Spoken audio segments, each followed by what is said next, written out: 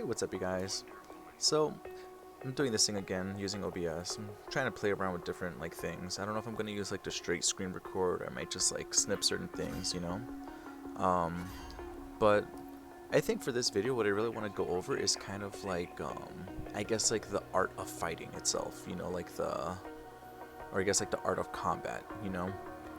Because there is a legitimate philosophy behind it and there is an actual understanding to it, you know? Like, the aspect of combat, the aspect of fighting itself, to engage in battle, you know, you have to be in a particular headspace to actually accomplish that well, you know, to even do it in the first place. So I'm gonna let this first match play for a bit. I think I've only watched this over 1.5 times, you know, really just due to the length of it. So, and I didn't want to spoil myself too much, you know, I kind of wanted to cover things that I saw right then and there. But I knew that I wanted to cover certain topics, you know, or a big topic of the art of fighting itself, you know.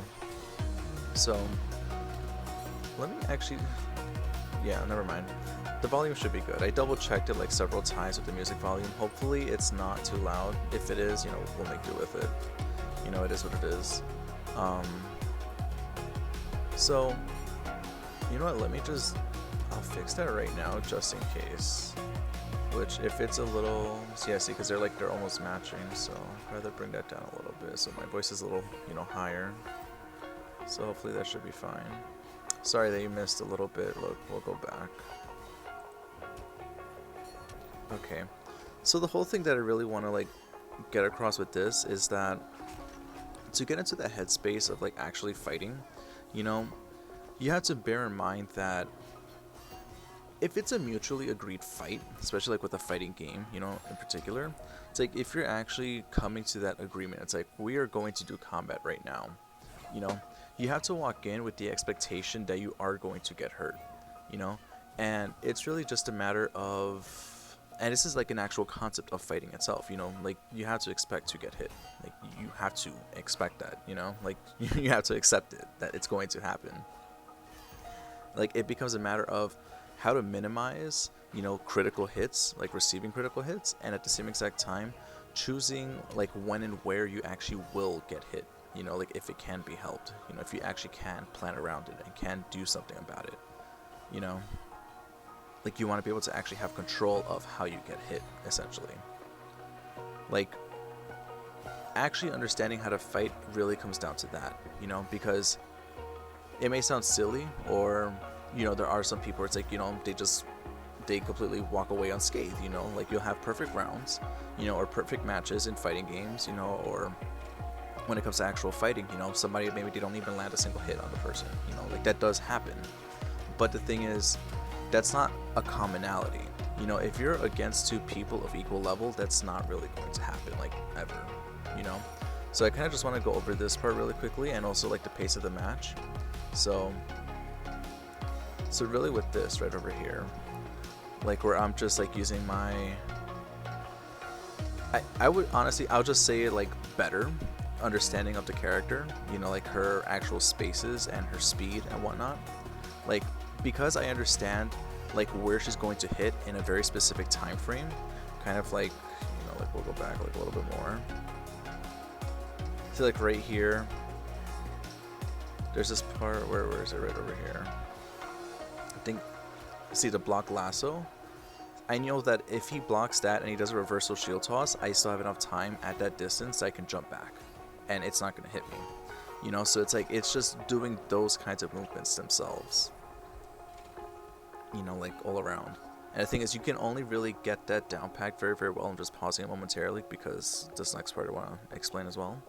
But the thing is, that concept in itself, just, is that the right wording? The right concept? But I guess that understanding of a character, knowing that time and space itself, you can only really achieve that if you're a diehard main, you know, of the character. So this can benefit you if you actually use the character, or even just going up against them in the matchup as a whole, you know. It doesn't even have to be the mirror like this, it could just be any other character in particular. But the thing is, it's you don't necessarily have to main them. It's really just understanding the time and the space, you know, those kinds of discrepancies, what's actually going to touch in what time frame, you know. And then right here, what I want to show is kind of like this aspect right here where, see, look, I get hit, and the thing is, sometimes I get hit by this on accident, you know, like I'm not intending to get hit by the meter burn shield bash, but sometimes I will do it in a scenario, like I'll do something that I can get interrupted by the shield bash, or I can get punished by a shield bash, you know, that's meter burned. Because the thing is, the knockdown is so minimal, like she's very ever so slightly plus, like it's not an actual advantageous knockdown. Because look, by the time I tech roll, oh look, it minimized it. So look, by the time that I tech and wake up, she's finally able to move again. But by the time that she's moving, look, like right here, you're gonna see it after she connects the shield bash. So look, by the time she's able to move again, it's like that move is gonna connect. She might actually be negative on hit from the meter burn shield bash. Like I actually wouldn't be surprised. I've never tested it, you know, just because the way that I incorporate the meter burn bash, even if it were negative, because I'm tossing them full screen, I'm doing certain follow-ups where it's like, you're not going to hit me, you know, I may not be able to hit you, but guess what, you're not hitting me either, so I don't really care, you know, like I don't get put in a position where I'm going to suffer as a result, essentially. And that's practically why I almost never use like a meter burn bash like on hit, really, you know, unless they just get clipped by it, or unless yeah, really, unless they just get clipped by it. Like usually I'll just, if I'm ever going to use a bash like on hit itself, it's just a meterless one, just because you get like a lot more advantage, you know. But this concept itself of basically using the actual force, using the kinetic energy of the attack that you just took, and then redirecting it back at the opponent, which is essentially kind of like a parry, you know, but it's like this is also an aspect of fighting itself too, you know. It's like I don't know if it's more Muay Thai. I don't know if that's like the fighting style specifically, you know, or Tai Chi. I'm not sure. Where I think this is where like the water bending style, you know, like the Avatar series, like this is what it inspired it to. It's this kind of fighting style itself that just redirects the opponent's attacks and redirects their force and their energy, you know, back towards them. But the thing is, this is done in a way where, at least within this game, within this meta, and how collisions work, and everyone kind of has some kind of weapon of sorts, you know, like this is just something that interacts, like this is something that occurs within weaponry itself, you know, if that makes sense. So the reason why I mentioned all of that, and even like that whole snippet, is because I wanted to show certain clips too. So I might actually just pause the music for this, which is a good one. This one right here. So honestly, the whole fight is pretty good, but I'm gonna go back to kind of like the first examples, where sort of like the whole mindset aspect of it, you know, kind of really breaking down the philosophy and whatnot. So sorry if these are spoilers. So, you know, like obviously you'll see the title, you'll see what's actually occurring before I play the video. If you haven't seen Kill Bill, I apologize. If you don't like gore, there is gore. You know, there's blood. But the thing is, yeah, so sorry if I'm spoiling Kill Bill for you, you know. And I'll mention, you know, like the other shows, or I think it's just one other show, it's just Into the Badlands. So I'll try not to play like too many things, you know, like if you haven't seen it, because I highly recommend these things, you know, like it's really, really good media, good content, good entertainment. So the thing is with this, it's like the backstory is like, you know, she's trying to basically, she's on a revenge spree, essentially, you know, like the blonde, the bride right here, you know, Uma Thurman. So that's like the plot of it. And the thing is, so she's trying to exact revenge. That's why they're fighting, you know. And the whole reason why I'm mentioning like that whole background and whatnot is because like, so we'll see how the fight, you know, starts and whatnot and how it goes. But it's just this aspect itself. Look, like right here. Like that was a clean hit altogether. I know it sounds kind of silly, you know, breaking down like choreographed fights, you know, but the thing is, it's like they're choreographed in a way that's supposed to be believable, and that's what makes it a good fight scene, you know. And the thing is, what makes it a good fight scene in that regard is that there is this mentality that's going behind it. You know, there is like this kind of like real life, actual like mindset that could really be occurring to these characters, you know, if they were really having this fight right now. Like that's what's actually occurring, you know. So the thing is with this, like the part I want to mention here is like basically that part. Like she evaded the attack, she anticipated it. Like this is kind of like players with slow reactions, you know. Like when they do something really fucking slow, look, she's observing her. She's like, look at all this time that she just had, you know, like to see that she was moving, then slice her across the back. You know, she knows that that's a clean hit. And see, if this was kind of like an actual traditional, like, if this was like a fighting game scenario, you wouldn't just stand there and just look at the opponent like, haha, dumbass, you know, like you just got hit, you know, ooh, look at that 50% that you just took, you know, because I would punish you because you were like negative 60, you know, and I did that, and I'm just gonna observe you, you know, as you cry in the corner, you know. Thing is, like the obvious, that's not gonna happen in a fighting game, but the thing is that can happen to some regard where you don't take them as seriously. Like that whole concept of basically just being arrogant and thinking that you're just better than the opponent just because you got a specific hit in, you know. That aspect itself, whether it's within like actual fighting, you know, kind of like with this, or within fighting games themselves, it doesn't really matter. It's just that concept itself is it's like a headspace that you never really want to actually get in, because the thing is, you can be like the most phenomenal player, but the thing is, if you don't have that mental discipline to like literally just flip of a switch, just snap yourself right back to that disciplined state, you know, there's no actual ego involved, there's no real actual emotion involved, you know. If you can't do that, you know, just like on the spot, then it's a really really bad habit to kind of like get into, or a really really bad headspace to allow yourself to kind of like wander into, really, you know. Because the thing is, there's so many variables, especially within fighting games themselves, that actually could be occurring or that do occur, that could be resulting in exactly how that hit even landed in the first place. You know, it actually could have just been an accident, could have been an input error. You know, um, it could have just been just not knowing that that was even a choice in the first place. You know, or not anticipating that that attack was going to miss. You know, like everything was planned perfectly, but then the opponent just did the perfect maneuver, outmaneuvered it. Now you got this massive whiff punish window. You know, like could be any one of those things altogether.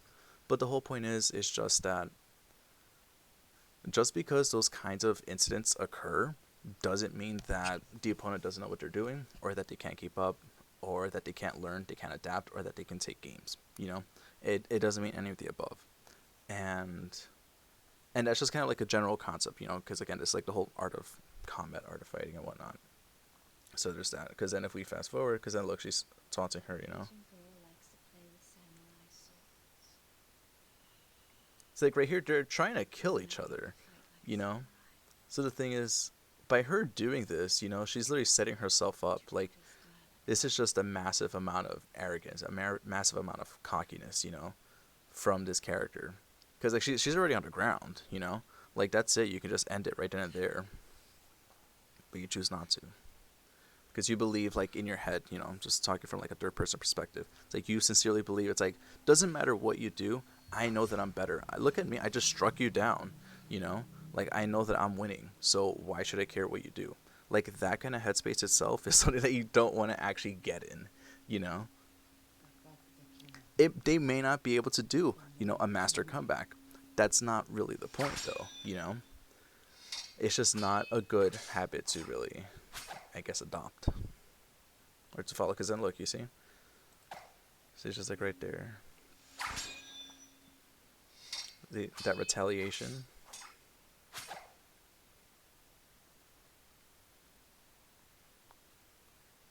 When it comes to fighting itself, clearly, like what you can visually see, but I feel like this concept doesn't actually sink in with people. Like I don't think that this is something that truly, truly resonates. It doesn't really sink in, at least not entirely. It's that within a fighting game, you know, and you're going up against an opponent like an actual person, you're literally fighting somebody.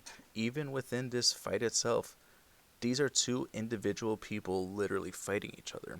When you're stuck in that headspace of thinking of how great you are and how good you look and how what's the word? Not fancy, but how flashy you can be, you know, and all these things. When you're just focused about the you, like just stuck in that ego state itself, you're not acknowledging the actual opponent at hand, you know, like the literal other person in front of you, because they're probably not thinking anything that you're thinking, you know. So it doesn't make sense, you know, to stay stuck in that egoic state, you know, like it doesn't. it's not going to actually reward you. It'll make you feel better, probably, you know, it'll like feed your ego, but it's not going to help you against the actual opponent, you know?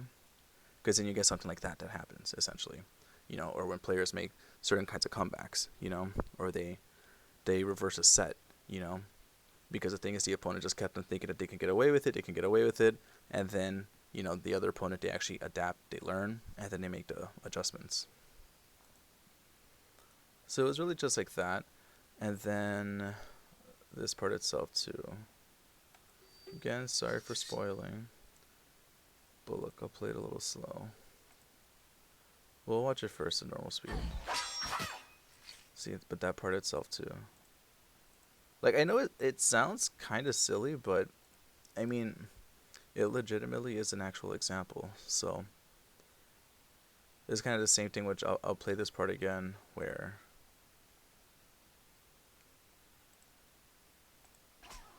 I literally use the force of like the knockdown itself. Oh wait, I rewound it too far back. So you literally use the force of the hit to then basically reciprocate back.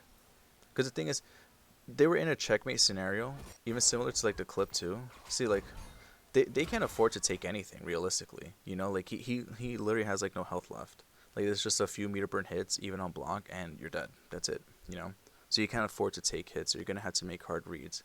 But the thing is, I'm still put in a position where no matter what you really do to me, I'm going to basically purposefully set myself up in a way where your best option is to give me an option, if that makes sense. Like right here, look, like the way that, so like I did this, my next move was the lasso itself. So the thing is, he wouldn't have been able to actually do anything to me unless he either A, did a shield toss, you know, just a regular shield toss, and then I would have beat out the lasso. But then, look, I still have all this health. It wouldn't matter what he did. And he only had, oh, he has 3 bars. I don't give a shit. You know, because again, it's like, by me taking those hits, like, this is actually what's processing in my head, just in that split moment. You know? It's just like, it's just these concepts, these variables. And I'm explaining so much for this first match, just so that way all the following ones I can explain less. You know? But basically, after that meter burn bash, by me doing that lasso, if he decides to jump, he dies. If he ducks, he can get a punish, but I still have all this health. So if he ducks, he gets the punish. Still the shield toss. If he just did a reversal shield toss, I still get punished. Still the shield toss. You know? If he jumps up in the air, he can't do an air down shield. He'll literally get clipped out by the lasso. So that's not an option either. You know?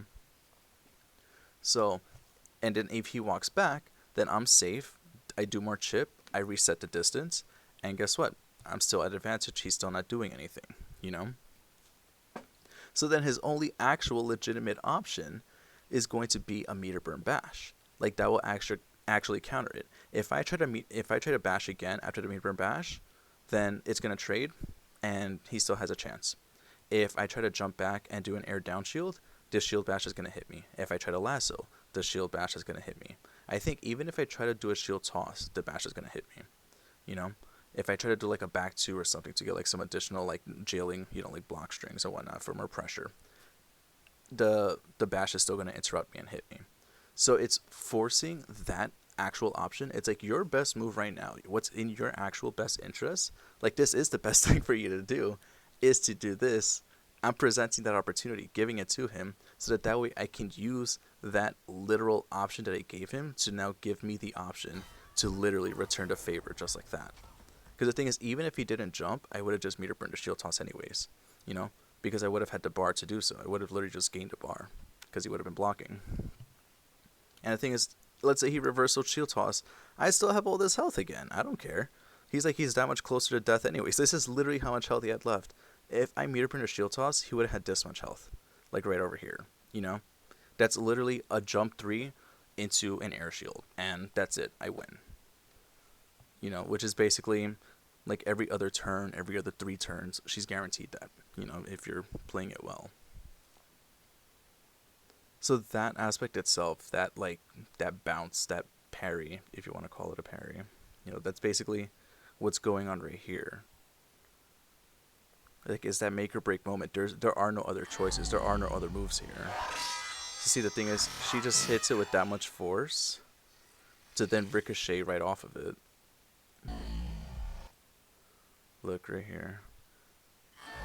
She hits it to absorb the attack, to then use that to bounce around and then swing it back. Because by physics, you know, that kind of energy, you're going to be moving faster than the opposite force. Or maybe of equal amounts, but that's probably equal amounts if both objects are like inanimate. You know, like they're not actually alive. Then they'll move off in the same motion. But because she's controlling that sword, that object with her arm itself, that arm and the tension in the muscles itself is holding it in that place for specific motion. You know, she's actually creating her own, she's exerting her own like actual kinetic energy onto the object. It's not going to ricochet the same exact way. So as you can see right here, so like hers just came out so much faster, you know, because she was intending that. So with that energy, that kinetic energy that's already like resounding back, and then adding on your own back onto it, it's going to be that much more amplified. And you can even realistically recreate that even within fighting games. I don't know, it's very interesting. Also, I'm baked. So if I kind of ramble a bit or lose my train of thought, that's exactly why. And then this one too, I feel like this was like such a good example. Same movie. So this is a scene from before, and this is also what I want to get into in terms of like in the art of combat. I don't really know what you want to coin it. I'll probably come up with terms like later down the line, you know, but like this aspect itself, I would consider it's not necessarily alluring or maybe keeping, I guess it's really enforcing tunnel vision. Like, so when it comes to fighting, you can force it this way through eye contact. Like when you're actually in person, when you're really actually fighting somebody, the way that you create tunnel vision is by intense eye contact itself. You know, by showcasing, basically almost kind of like letting the person look into your soul. It's like, look, like I have these intentions, you know, these things that I'm going to do to you right now. You know, it's like, you don't know exactly what I'm going to do, but you can tell that I want to hurt you. You know, I want to hit you. I want to cause some damage to you. Just understanding that intention is there is going to keep you fixated on that person and what they're going to actually do. You're trying to read their movements, you know, trying to read what their actions are going to be. So the thing is, you do that through eye contact altogether. But you can also enforce that tunnel vision within fighting games too. So the whole reason why I'm mentioning that is so that you can actually observe this here, because I don't think that's actually discussed really in general. Like sometimes when I look at these scenes, I try to read through the comments, see if anyone like brings it up, you know, to see what kind of discussion is there, because I find it interesting. I don't think I saw this one. Like, I don't think I saw this one discussed. I love this scene so much. So see, clearly, I'm going to do combat. We are here to hurt each other. You know, somebody is going to be the winner. Someone's not walking out of here. So the thing is, so look at how this starts. Look at this range that they're at right now, right? Over here, she's over there. Ball and chain. I think it's called a meteor hammer. You know, it's over there. So see, look, she's still keeping it over here, right? You know, still over here. But the thing is, look, she's keeping her eyes fixated at her. She's trying to draw her attention. See, she's smirking because she knows what's happening. Look right here. Look at how close, like, because she kept her attention, because she forced that tunnel vision right there, you know, she was able to extend this to the point where it's like she literally almost got that shot. Had she not smiled, she literally actually just would have landed the hit. This is where the arrogance, again, comes into play, you know, like, it's not a good headspace to be in, plain and simply, you know. Sometimes it works out, but usually if it works out, it's because it's against like a lesser opponent, you know, like it's against somebody that isn't of your caliber. So for that reason, you can kind of get away with, you know, sort of just like running circles around them. But like of equal caliber, these kinds of things, like it's going to meet some kind of counterplay, basically like this, essentially, you know. See, but now she understands, like, okay, you know, has to take her seriously, you know, plain and simply. And then this is still a bit where the arrogance comes in a sense that, and this is also dealing with weapons. This is dealing with the actual concept of footsies and playing neutral. It's the concept of space, you know, time and space. But the thing is, especially within a game like Injustice 2, where it's like it's so focused on the spacing itself. The thing is, you have to pay into mind, like, and I've said this so many times, but like, where is your actual opportune space? See, like right here, she has like the handle in her arm, right? She has like the leg of the table, and it has like nails sticking out of it. Like this is her weapon, you know. Like she's intending to use this as a weapon. Thing is, that weapon is meant to be up close. The other weapon, the ball and chain, is long ranged. You know, mid range footsie character. So you see, the thing is, this can be something that's considered theory, you know, like, and it literally is. This could just be hypothetical. So this is just a fandom, essentially, if you really want to think of it that way, where basically this character, the bride, you know, she intended for all of this to actually happen. Same with this, same like this cut, same with taking this hit right over here, you know, or this move. See, like anticipating that this was going to happen and actually allowing all of this to happen. Because, like what I was mentioning before, you know, you had to expect to get hit. You are going to get hurt, you know, walking into a fight, trying to kill somebody, especially. You know, like you literally are going to get hurt. It's just a matter of how do you choose to get hurt. See, the thing is, this was her choice of weapon. She wanted to use this leg, but she could never find an opportunity to do so because she has to use it up close, and this girl's not letting her get up close. So, again, this is like a phantom shit, but she basically kind of used her arrogance against her. You know, it's like, you know, finish me off. Yeah, like, shit, you really fucking got me. You know, it's like, make me bend. You know, make me kneel. Make me beg for my life. You know, type of shit. Like, basically giving them the false satisfaction of it to basically put them in an actual negative positioning. You know, like an actual, like, bad positioning altogether. Because then something like this happens, you know? And this can also be applied, like, you can also interpret this for, like, what do you call it? For fighting games, in a sense of how people always are just like, oh, you know, like, they don't have respect for zoners because you're just running away, like Starfire plays and whatnot. I hate Starfire too, you know, as much as the next person. And I hate, like, the cheesy play, I hate Fate and whatnot. But the thing is, it's like, if that's how you're gonna win, then that's what you have to do, you know? Like, even coming from somebody like me, it's like, that's just a smart thing to do. Why would you hang yourself? See, like this, like, again, fictional example, you know, but the thing is, this very much applies. Like, you can pull up so much footage, you know, from tournaments and whatnot, from different games, you know, all across the years, where you will still see the same exact example being played over and over and over, where had you just stayed in your opportune spot where you were literally winning, there was no reason for you to change what you were doing. Had you just remained doing that, they wouldn't have made the comeback, you know? Like, it's a very cut and dry concept. So yeah, that's like a big one, you know? So now we're kind of going to go back to this. Because the thing is, that itself, again, because I know that this is what was running through my headspace a little bit. I was like, oh, I felt pretty good. You know, I only lost my first health bar, you know? So I'm going to keep on doing what I was doing. I'm going to keep on playing the same way and just test how things work out. Because, again, expect to get hit, you know? Expect that you are going to be receiving damage, you know? So, fuck it. You know, take a couple of hits, see what's actually occurring, observe what's actually happening, and then move accordingly. Or respond accordingly.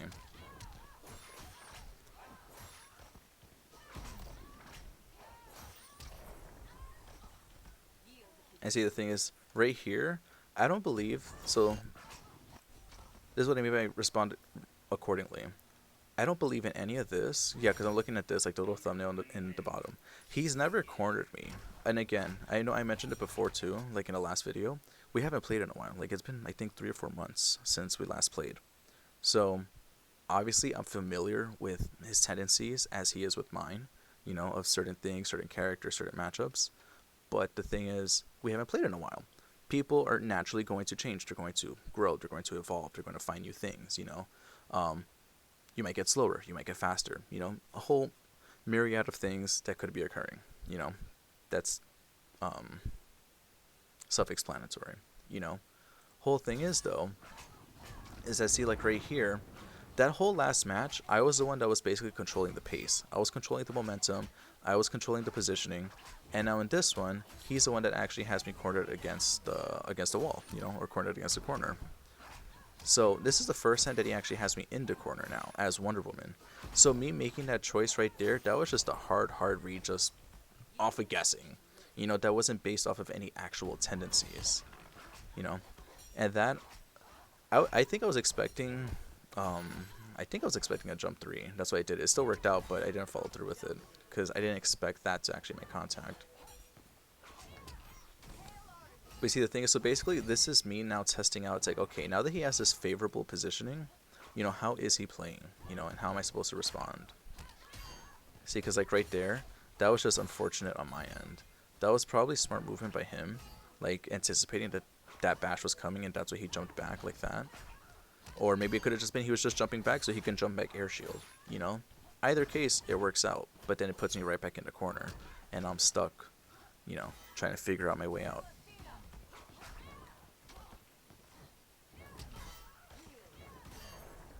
So this was just like me really grasping. I'm just like, okay, so it's like I'm understanding how he's following up, by understanding how he's trying to keep his positioning, how he's trying to move so that if he gets hit, he stays in a certain spot, stays comfortable. So now it's just basically ironing out all of that and making the proper adjustments.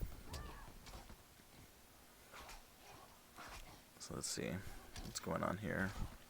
So where's the music? 'Cause now I want some music again.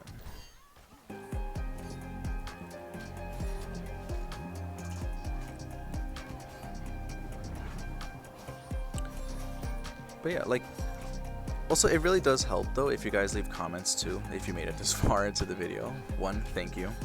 You know, but it really does help just because I do read everybody's comments. I may not always reply, but I do acknowledge what people suggest or what people say. Just because obviously it's my own content, it's my own channel. And I'm gonna do what I want to do. I'll put out the content that I want to, but the thing is, obviously I need a fan base. I need like a viewership, like I need a following, so it actually reaches people. So the thing is, I'm trying to find like that middle ground where I can still put out the content that I'm trying to put out, but something that's like mutually, there's like a mutual consensus as to like what actually works out, what people actually want to see, what they want to understand. Like, ask as many questions as you want to, like with fighting game stuff, like what does it mean to even be like plus on block, even if something like that. Like, I can take this time out, like these empty moments in the video, to literally just discuss it, and I could just like pop up the questions on the screen. I don't have to include anybody's names. Everybody can just remain anonymous and whatnot. Because I do have a Twitter, same exact name, Acromaniac27.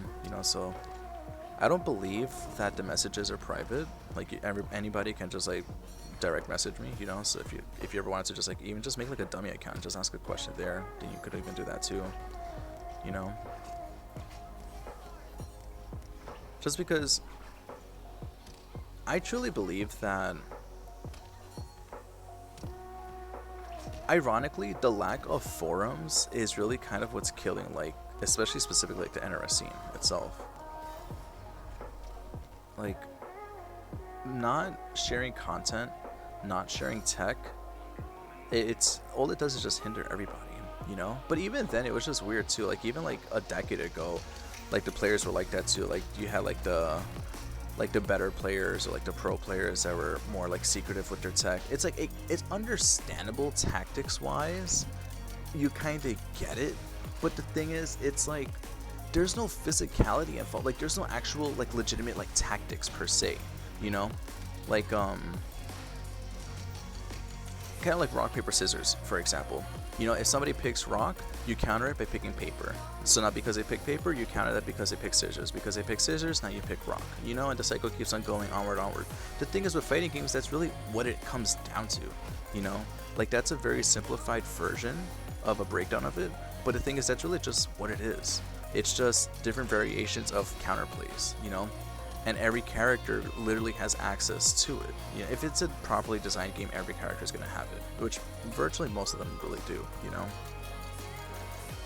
So the thing is, the whole point, the takeaway with that is just that because there's all this actual counterplay that's occurring, and because you're literally fighting an opponent, it doesn't really matter what kind of tactics you quote-unquote like display or that you share. It's like, oh, the secret's out, the cat's out the bag type of shit, It's like, oh, now they're going to lab against this. The thing is, it's like, if that was your only crux in the first place, then you're probably not a good player to begin with. You probably weren't going to win anyways if that sole one thing was the only way that you were going to actually win, Like, I never understood that aspect, There's no... it's not like there's kind of like a set ruling, you know. It's not like it's basketball or football or baseball where there's these set rulings. Obviously they can, you know, bribe a judge or a coach or whatnot, you know, as to what they're gonna call. But the thing is, there's like the finite set rules. You know, this is how it's supposed to work, and it's a matter of how these two teams they train, how they, you know, operate, their own tactics, their plays, you know, how they decide to organize their team, you know, and that's going to determine the outcome itself. Soccer as well, you know. With fighting games, you have, for the lack of a better word, kind of idiots, really, you know, that actually make the game in the first place, you know, that don't really even know what they're making in the first place, you know. So it doesn't help the scene as a whole, you know. It doesn't help the actual FGC when you're just hiding shit, you know, because yeah, devs don't listen half of the time, you know, but the thing is, if everybody was on the same page, if everybody was actually, you know, like unified, you know, and was vocal about the same shit, then I strongly believe like they would feel more inclined to actually make the changes, you know. Because I feel like it's because of this disconnect, it's because of this divide, you know, between like the pro players and the casuals, and then like the actual people that literally know nothing, and then like the fanatics, you know. And then you have the tech side even of like the gaming scene altogether. Like you have people that are animators, you know, or that they're developers or like assistants and whatnot, you know, that they voice their own opinions, you know. But it's like, bro, shut the fuck up, you know. Like if you don't actually know the content itself, then it's like, what does it matter? Like that's how I personally see it, you know, because I have my own background, you know, like with all these different areas too. And the thing is, it kind of doesn't really matter if you know how to build the thing to begin with, you know how to build the medium, like the engine itself or the foundation. The thing is, if you still don't know what it is itself, if you don't know how it operates at a competitive level, then it doesn't really matter that you know what you're doing or you don't. If you're still making a bad product, you're still making a bad product. You're still making something fundamentally flawed, it's still fundamentally flawed, you know? Like, it doesn't change just because you put in more blood, sweat, and tears. Like, it doesn't change the fact. And it's difficult because the whole scene is everyone just has like these weird like little cliques, you know, as to how they want to interpret things and how they want to understand it, what they want out of the scene, you know. And I feel like the scene on default, like how it was then and even how it is now, like it's very inclusive to everybody. It's simply, if you're that good, then you have our respect. Like if you're that fucking nice, hey, cool, you know. And I feel like that's just remained the same. Like if you can keep up, if you can actually do well, then you will get the recognition. Like it's not gatekept at all. The only way that it really stays gatekept, or the only way that progression doesn't actually happen in the scene, is just when you're hiding all the tech, you know. Because the thing is, that's actually something that can be controlled and is controlled by the developers, you know. Like the people that make it don't actually realize their mistakes because nobody's calling out their mistakes, you know, or people want to keep the mistake hush hush because that's the only way that you're going to win the next tournament, you know.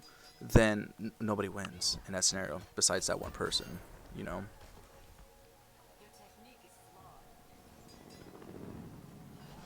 Because I don't know, at least for me, I just find that kind of silly. Like even like just this whole topic of the video, like the whole art of fighting, you know, the art of combat. It's like, if you're legitimately that good, you don't need all these crutches, you don't need the handicaps, you don't need the hush hush little secrets, you know, you don't need all this extra tech and whatnot. Like if you're actually that good, it's gonna show. Like you will have the results.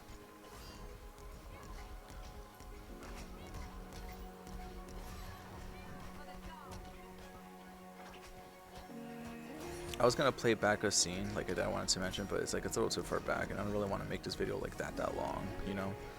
Like I'm pretty sure it's already probably reaching close to the hour mark, if not already. I might just split it in two. I don't know. You know, we'll see. Well, actually, let's see how long it currently is going right now. So I'll temporarily pause this. Now that I just won that match. How much time is going? Does not mention. Yeah, bro, look, it's already 40 minutes in. And, yeah.